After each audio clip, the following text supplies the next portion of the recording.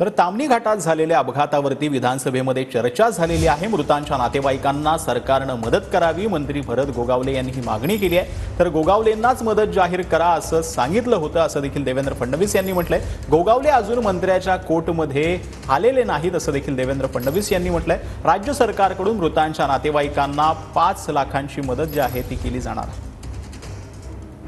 आज सकाळी 9:30 वाजता माझ्या मतदारसंघातील माणगाव तालुक्यामध्ये बसचा अपघात झाला आणि त्यामध्ये 5 लोकांचा मृत्यू झाला आहे, 27 लोक जखमी झाले। तर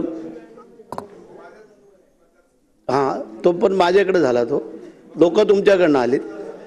तर त्याला तत्कालीन मुख्यमंत्री शिंदे साहेबांनी मागच्या वेळेला जी काही मदत केली होती त्या धर्तीवरती आदरणीय मुख्यमंत्र्यांनी या मृतांच्या नातेवाईकांना मदत करावी ही माझी विनंती आहे।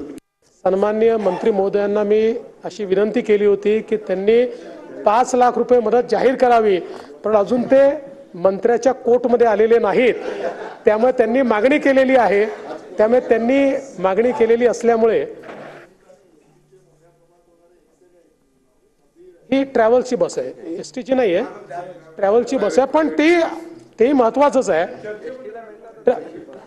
ट्रॅव्हलची बस आहे, पण जरूर त्याही संदर्भात लक्ष दिलं जाईल आणि 5 लाख रुपये जे काही आहेत मृत त्यांच्या परिवाराला दिले जातील।